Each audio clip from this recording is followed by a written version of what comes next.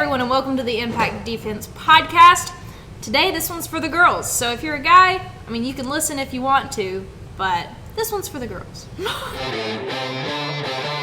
Welcome to the Impact Defense Podcast. We are dedicated to giving you the information that you need to help keep you safe. Now let's join our hosts, Brian, Jada, and Kylie. Now, the opener says Brian is one of the hosts, but that is not the case today. We have actually kicked Brian off for the day, and now it's just the women of Impact. So why don't we go around the table and everyone introduce yourselves. To start off, my name is Jada, and I'm an instructor with Impact Defense. I spend actually a good portion of my life training for self-defense and teaching self-defense to others, not just women, but men and kids also. So this is a big portion of my life, and I have a lot of training. So that's just kind of an example. We are going to go around the table, and I'm going to have everyone at this table introduce who they are and kind of their level of training that they have. I have an instructor's level of training, but we have all different ages and all different levels of training here. So who's next?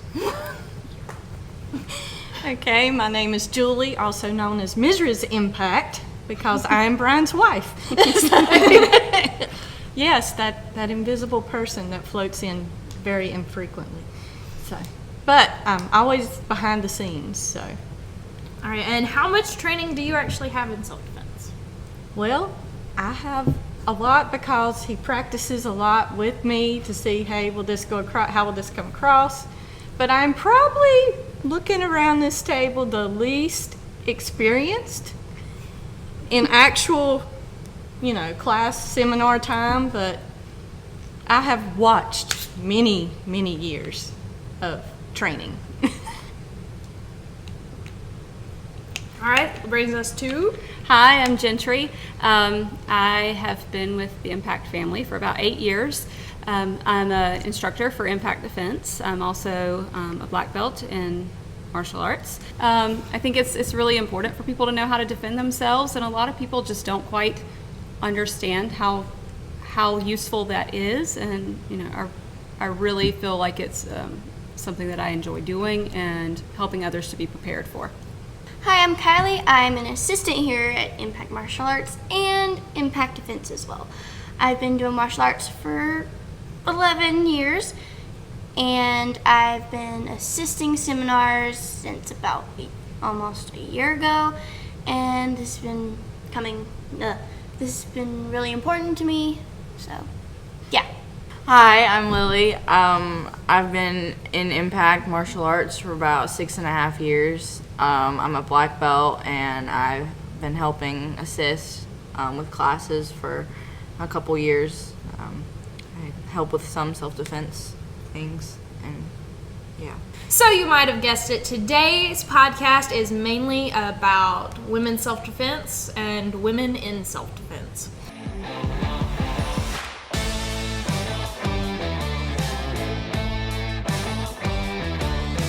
Okay, so women of self-defense. We're going to go on to our news portion. So, this week's, self-defense news is about a woman who, in an elevator, she was in an elevator alone with a man, and the man worked his way over to her and was standing very uncomfortably close behind her. So she moved to the other side of the elevator. He casually, air quotes, casually walked back over to her and slowly started to try and work his hand over her shoulder. Upon noticing this, the woman turns around and slaps him in the face. He stumbles backwards. She is not finished, however. So she moves forward, kicks him in the groin, grabs his head and knees him in the face. And then adjusts her purse and walks confidently out of the elevator.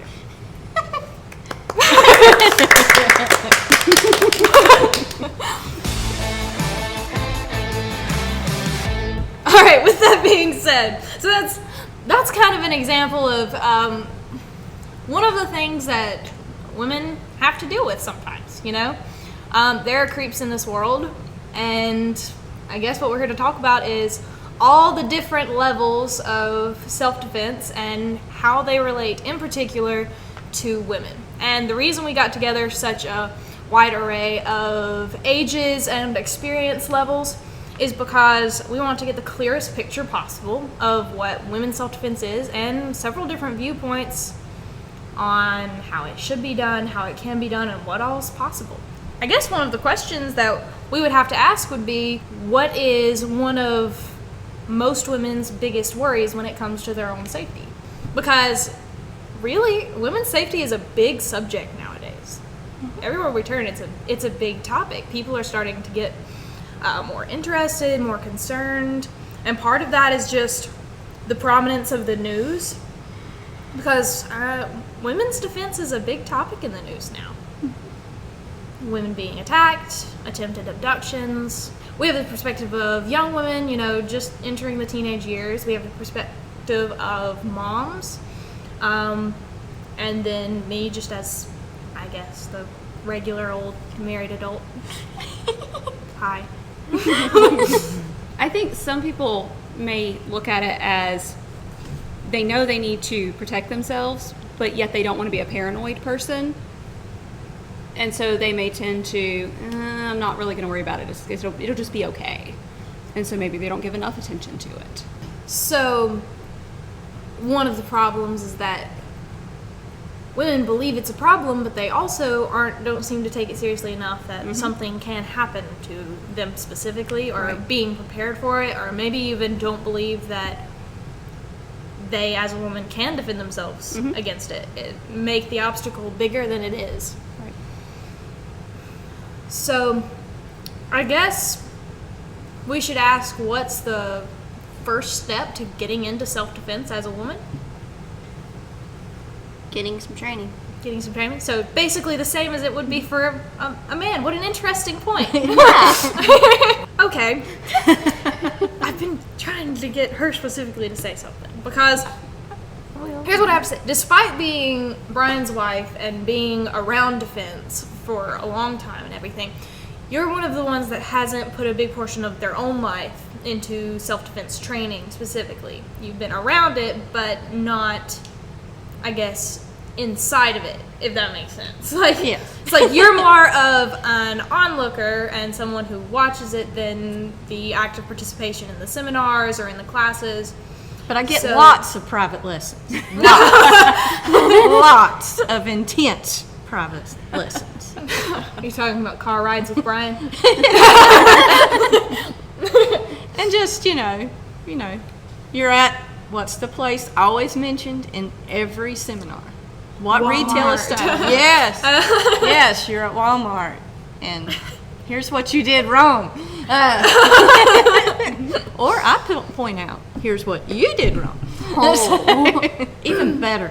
So. Do you think that knowing about self-defense has made you paranoid?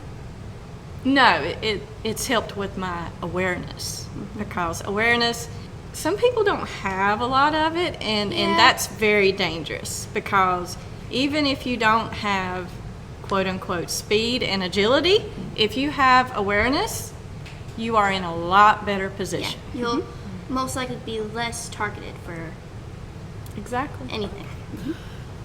So let's think about criminals targeting women in particular. First off, we have plenty of just petty criminals that are just looking to steal something or something like that.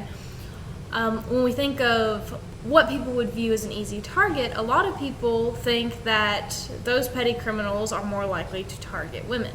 But we've learned in a study that we've talked about several times on this podcast, on our videos and everything, that whenever a study was done on criminals in the prison system, they were asked to pick people out that they would target for a crime just by video footage of them walking down a crowded street. And they had a wide mix of people that they were targeting, lots of different ages, Different genders, different race. Yes. And when asked what the common factor in those people were and why they didn't target the small female in the corner, things like that, they just said, well, the ones we targeted were the ones that weren't paying attention. So it just goes to show you, like, probably the biggest factor in who someone is going to target is how aware they are of their surroundings. So when we talk about awareness, we're not just talking about knowing that something is a problem. We're talking about knowing what's going on around you so you can be aware that there might be a problem for you. So not just knowing that there's a problem somewhere in the world, but knowing that it could be near you. And taking precautions like being aware of your surroundings. So we always say that awareness is the first step of self-defense, and that does not change when we are talking specifically about women's self-defense. Or kids. All right. So what are some precautions that you, as women who are aware of, I guess, the dangers around, the potential dangers around, what are some of the precautions that you personally take aside from just general awareness? What are some of the things that you do to ensure your safety or your family's safety when you are out in public? Things like that. One thing that I do is I always make sure that there's something in my hand that I can use as a weapon. Whether it's a key, whether it's a really heavy water bottle, like a metal water bottle, anything that I can use. Improvised weapons. Improvised Force weapons. multiplier. Yes. Anything that I can use to defend myself, I try to make sure there's always something in my hand that can be used for that, no matter, no matter what it is. I mean, All right, so what are some of the items that we carry for self-defense? I mean, I personally will carry a pocket knife, sometimes a heavy water bottle, I'm not gonna lie, whenever I carry an umbrella, like, because it's which it's always raining here in North Carolina, whenever I'm carrying an umbrella, I always end up holding it in a position where I could hit someone with it. Tactical umbrella. I carry a tactical pen. Julie. Yes. Same question. Okay. Remind me of it again. What is something that you carry as a force multiplier for your own personal protection? Well, my purse that I carry crossbody, because that's the way we've all been trained at this point, it's heavy. Heavier than my chiropractor would prefer, I'm sure. And even crossbody, I can sling that bad boy and it hurts. It's heavy. It hurts. I'll give you that. It's heavy. It hurts. Tactical purse. Right across the face. And it's a great way to create space. If someone is too close, just swing, and it's at the right level with mine that, the opposite gender would know I meant get away. So, And I also carry a gun. Yes. Lily. Usually I'll have a pocket knife just in my pocket. That's usually about all I have. In any self-defense tool that we carry, it's important to remember that you train with. Sometimes the mere sight of it is not going to scare someone away. So first we have to have awareness. And then next it's a good idea to have a force multiplier tool that you train with to have if you need it. So there's a good number of women in this room. I'm sure we have several examples of a time that we have been uncomfortable and felt we might need to use some of our self-defense training, or just a situation where we actually have had to use our self-defense training. And I guess I can go first because most of mine just have to do with awareness, and it hasn't really gone any further than that for me. I've never had to punch someone out of self-defense, and I've never had to draw my pocket knife or anything. But there have been several situations where I've used defense tactics to keep something from, turning into a situation where I would have a problem. For instance, one time I was exiting a gas station, and I had noticed that this one particular man was standing pretty near the door. So I just stood up straight, walked straight past, walked into the gas station. I was conscious of him when I walked out, and By the time I walked out, he was by a car that was pulled up beside a pump. Well, I start walking to my car, and he yells, he looks at me and pretends to have this like recognition, like he recognized me from somewhere. And he was about 6 feet tall, wasn't particularly muscular or anything. It's just a guy, you know. But he started yelling at me like he knew me. It's like, hey, hi, and was like waving. And at that point, I'm over here like, I know for a fact I don't know this guy from anywhere. And so I open my car door and I sit down and I lock the door. From there, like, he continues walking towards my vehicle. I casually pull out my key, put in the ignition, and start the car. He comes up directly to the side of my window and is now talking to me through the window. First really important thing, I did not roll down my window and I did not unlock my doors. I figure if this guy wants to talk to me, he can do it through my window. And believe it or not, no one had any trouble hearing anybody. But this guy just proceeds to ramble on and on and on, just about nothing in particular. And it just kind of really seems like he's just trying to come up with a reason for me to roll the window down or something. And it's at that point I'm like, you have a nice day. And I start the car and I'm like, I'm pulling out now. So letting him know to back away from my vehicle so that, because I don't particularly want to run anybody over, and he is not physically doing anything that is threatening me at the moment, but it is not the safest situation for me to be in as the smaller individual, as the person being singled out. I did not give him any recognition. He tried to play it off like I had given him a ride at some point. I don't give people rides, and I don't know many women my age who do for self-defense reasons. But I was able to just back my car up and leave without it getting any further than that. But the important things to notice was I was aware that he was there. I was confident in the fact that I didn't know him. And anyone who actually does know me wouldn't be offended that I got in the car and locked the doors because I didn't recognize them at first. People who know me actually understand that I am a self-defense instructor and I'm going to put my safety over someone I don't think I know, you know, and who is threatening me at the moment. So it's one of those, I guess, ask forgiveness, not permission type things. You get in the car and you lock the door. I knew that was the safest place for me to be, because as long as I'm outside of the vehicle, I'm in a more vulnerable state. With the doors locked, he can't get in without really having to fight for it, and that would just draw attention, because this was in the middle of the day.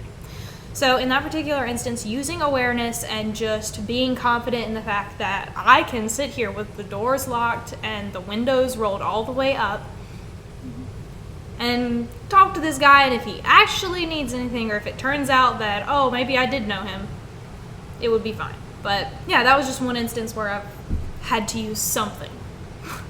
I have one. So I was at my grandparents' house one day. So my grandmother was sitting on the couch, and I was in the dining room, which they're pretty close to each other. She jumps up. She goes to the front door. She turns to look at me and says, "Watch my back." So then I look out the window, and it's a guy that I don't recognize. So I jump up from my chair, and then I go to where she is, behind her back, and just lean against the wall. And there are windows where I could see his face and everything. So I was just staring at him like dead stare, and every great once in a while, his eyes would lock on mine, and then back to talking to my grandmother. As he's talking to my grandmother, I am just leaning, and there are 2 chairs right in my reach. So I was making a plan. I was going from yellow to orange. I was making a plan that if he came through the door, I would grab a chair and shove it at him and tell him to back off,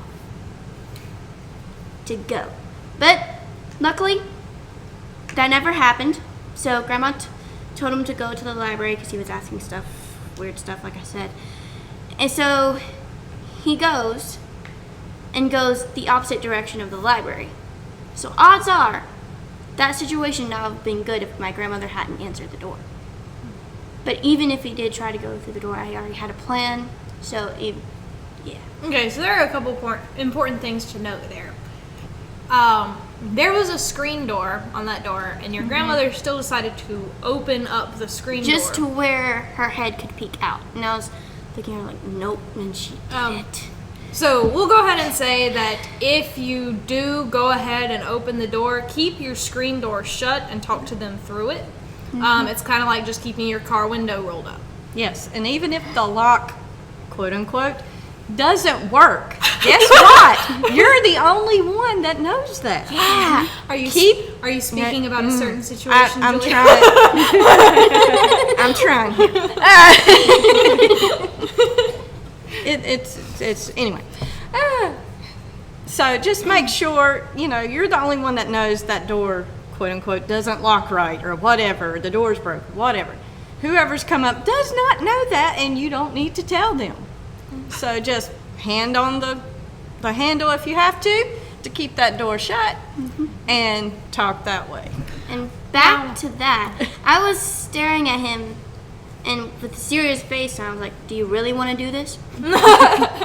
Kylie's like, try me. No, but Kylie did bring up a good point, was she was formulating a plan. So if she was feeling threatened, she didn't trust the guy standing at the door. So she was going ahead and formulating a plan for if something bad did happen, if he did try to work his way through, because it was just her and her grandma there. And once again, Kylie is not an adult. So even she, as a young woman, was formulating a plan and getting ready, trying to come up with a reasonable course of action for her to take if something did go bad. So it's not really about your age or your size or anything like that. It's just coming up with a plan that would work for that puts you at a place of advantage for whatever situation you're in. It felt like a scene from the Judgmental Simulator. It did. Once the guy come up and I was just leaning there, I was like, it's like a shoot or don't shoot situation. So for those of you who don't know, we have a program called the Smokeless Range that has a judgmental simulator where you have to decide whether something is, this one is primarily for concealed carry holders or for police officers in training. It's just something where you have to decide whether it's a situation where you should shoot or shouldn't shoot, and where if it's a situation where you should shoot, you have to be able to draw in time and put rounds on target. All right, who else? So we've got a gas station situation with keeping the windows rolled up. We've got a grandma answer the door situation. Let's go to a parking lot. Parking lot. So there was several years ago, I was in a parking lot at the normal place where everything bad happens. Walmart. And I was putting my kids and my groceries in our van, and I do carry a gun. I had my hoodie over it where you couldn't see that I was carrying. And there was a man that had walked through the parking lot. He went past the back of my van, and he was watching me as he went past. He went a couple cars past me, and he turned around, and he walked past me again, watching me. He went just past my van, he turned around, and he started walking back. And it was very obvious that he had already chosen me as a victim. And as he was coming back the third time, I didn't say anything. All I did was I took my hoodie and I moved it back and I tucked it behind my gun so that my gun was visible, and I made eye contact with him. I let him know, I see you. Look, I have a gun.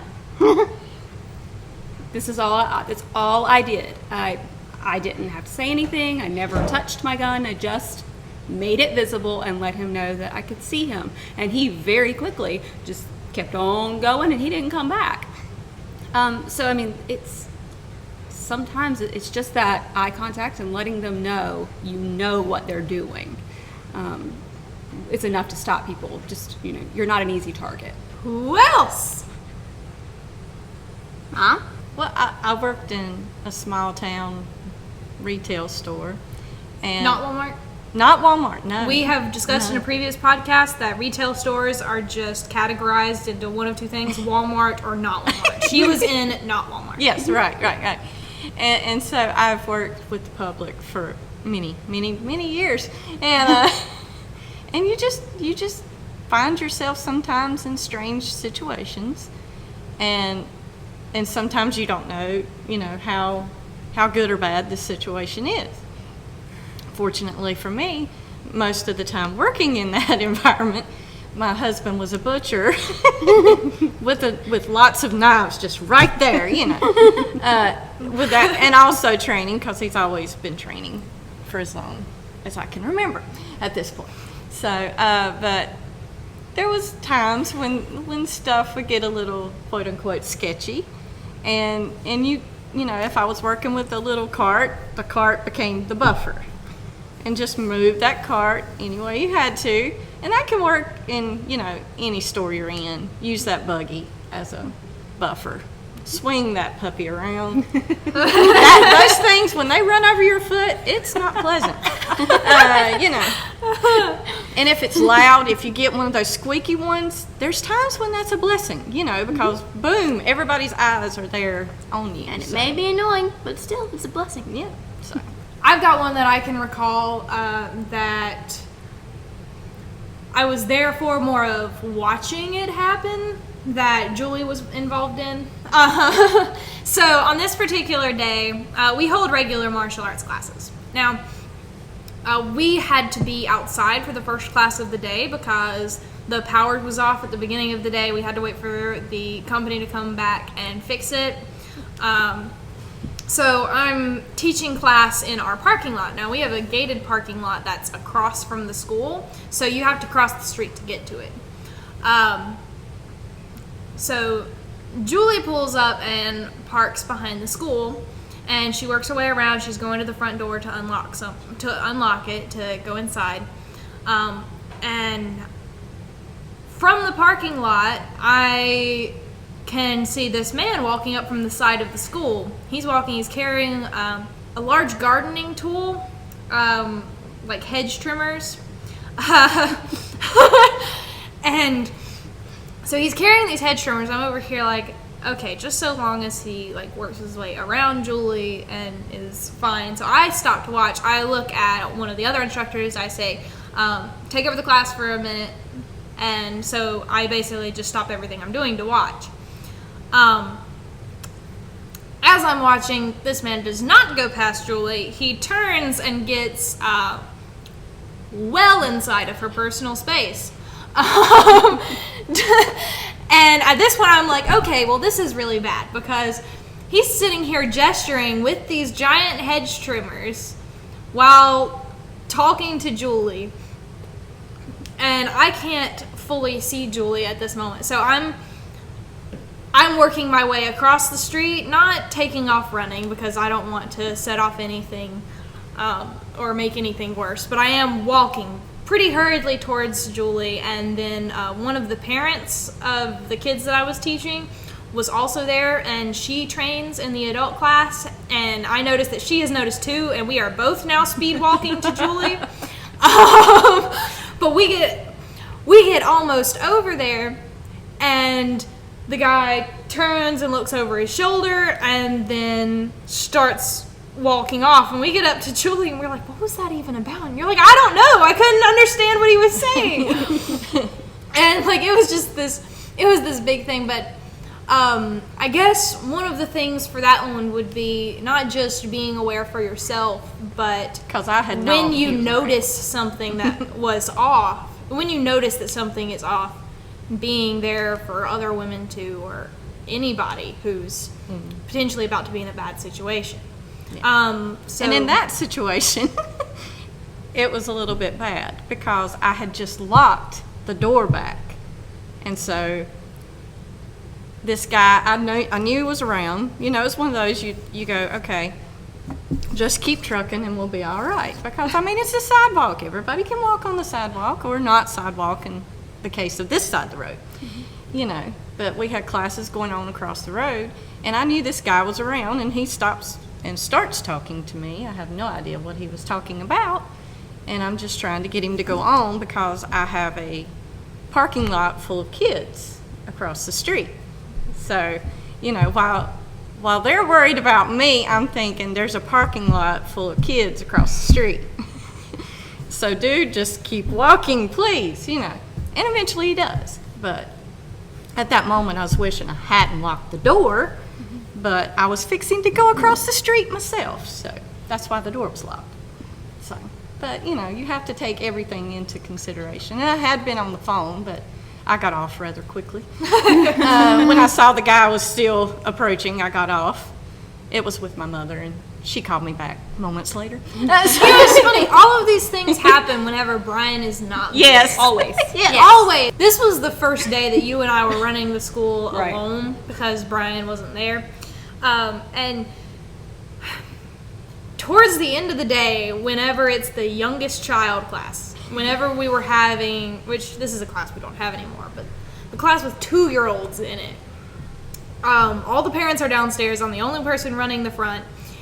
And the door is open because I can't remember what wasn't working, but the door was open. It was hot. And It was we had, hot. we had the door open because it was nice and cool outside.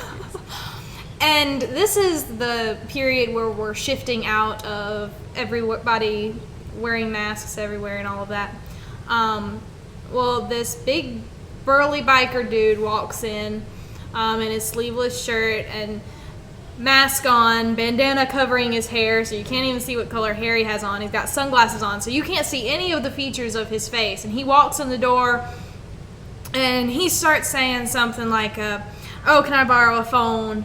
Or like all of this, making all of these excuses to come further and further into the room. And I'm just like, dude, I don't let people borrow phones. Sorry, you're gonna have to go check somewhere else. This is an establishment with children. Do you have a child here? And he was like, no, I just need blah, blah, blah. I'm like, okay, well, sir, if you don't have a child here, I'm gonna have to ask you to leave. And he makes an excuse to stay for another couple minutes, and at this point, I'm ready to stand up and put myself in between the door where, the door that leads to the room that enters downstairs, where all the kids are.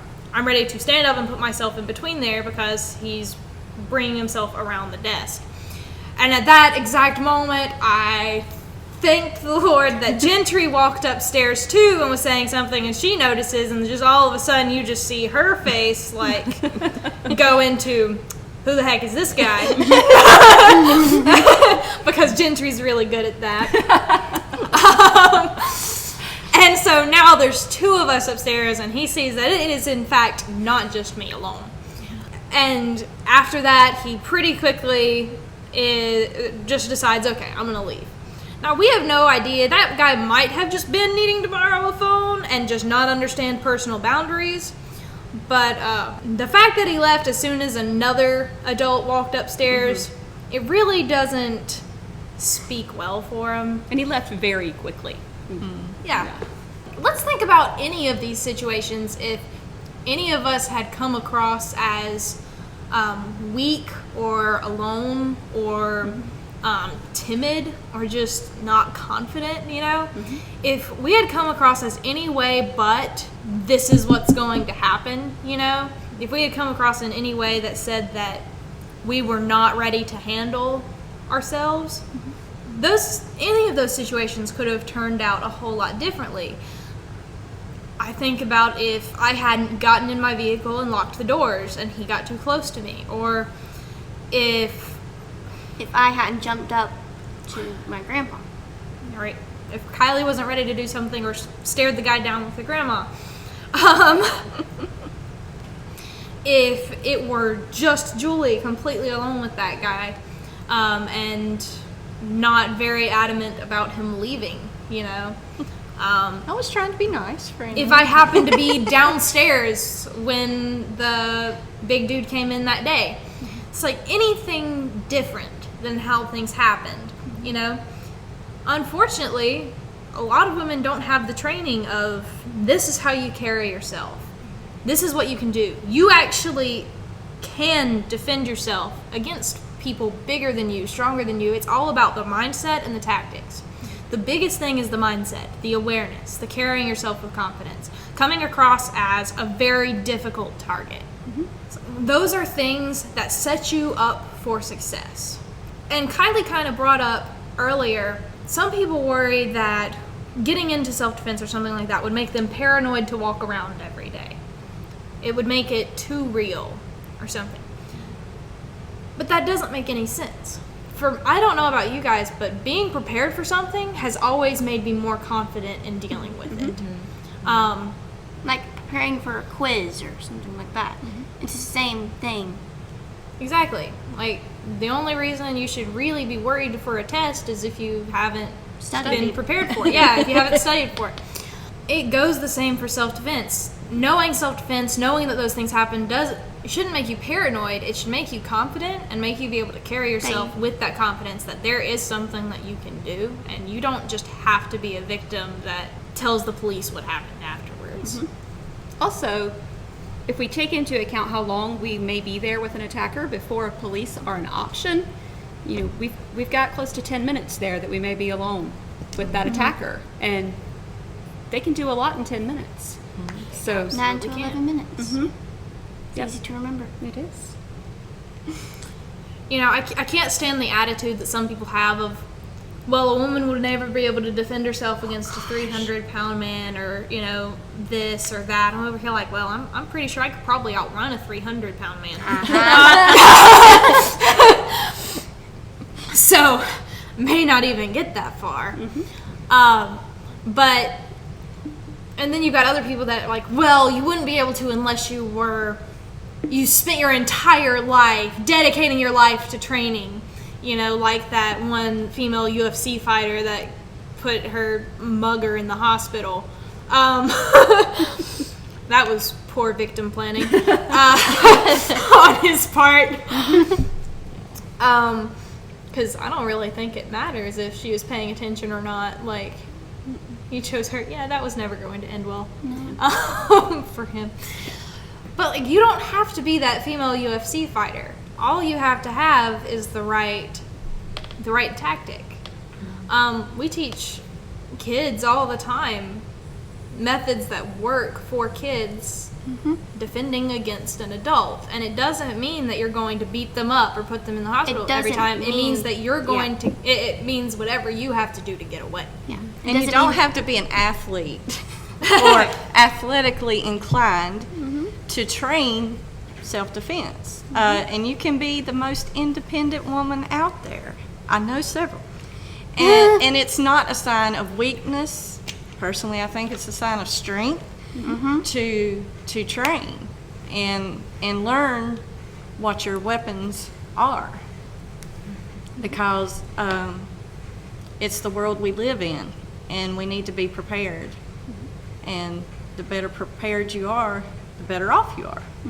So where can we learn about all these courses we're talking about?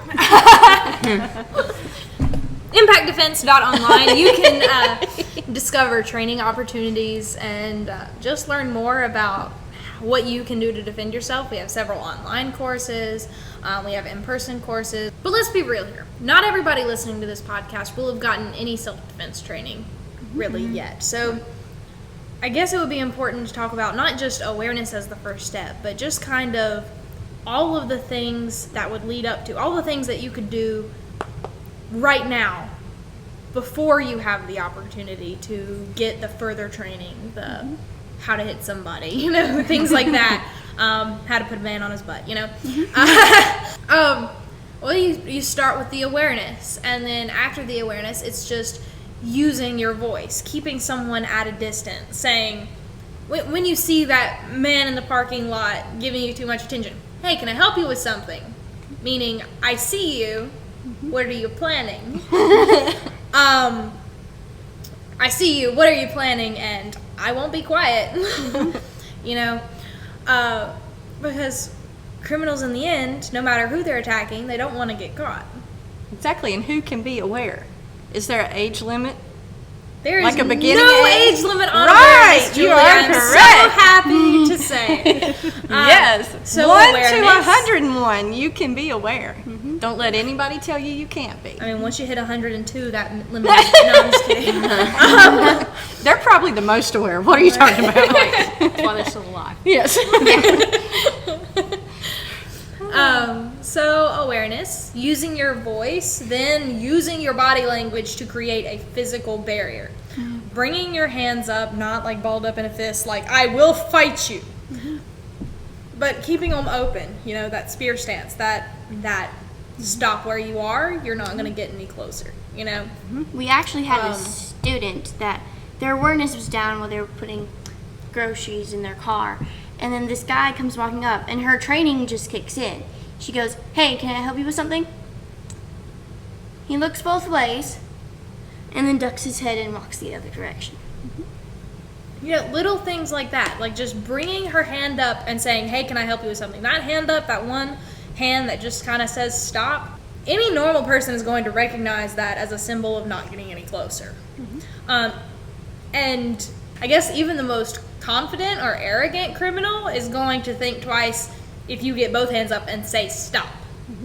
You know, being forceful, being confident, and showing that you're not easy is just a big thing. And then once it comes to if all else fails and you have set up the physical barrier and they are still invading your personal space, running away, getting out of there immediately, starting to yell and like bring attention to yourself. If you can't run away, that's when your other training goes in. That's where we're saying go find a seminar or a course or something that you can take that will give you the opportunities to learn what you specifically can do. The strikes that inflict the most damage, you know, the easiest things to learn, where to aim, things like that. Just those little things that give you a better chance. And even the people who are have enough audacity to keep coming after you have used your hands and your voice and you have told them that you will do something if they come any closer, you put up a big enough fight and you flip that switch and you let that bomb inside yourself go off, they usually don't keep coming after that. You know, once they see that you're willing to claw, scratch, beat their nose in, they end up a whole lot less willing to continue. Just like that 11-year-old girl who just made her attempted abductor fall down when he had a knife.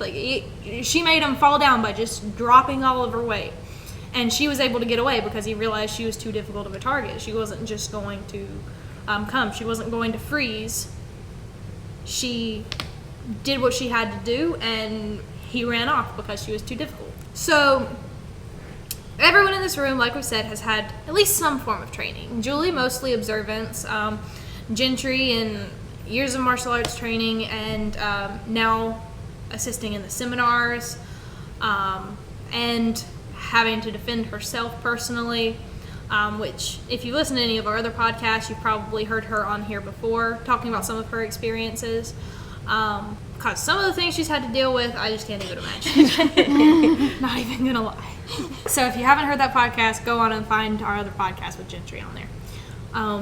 Kylie, with being brought up into the self-defense family, you know, and her knowing even as a kid herself and coming up that there are things she can do to be safe and to help make her family more safe.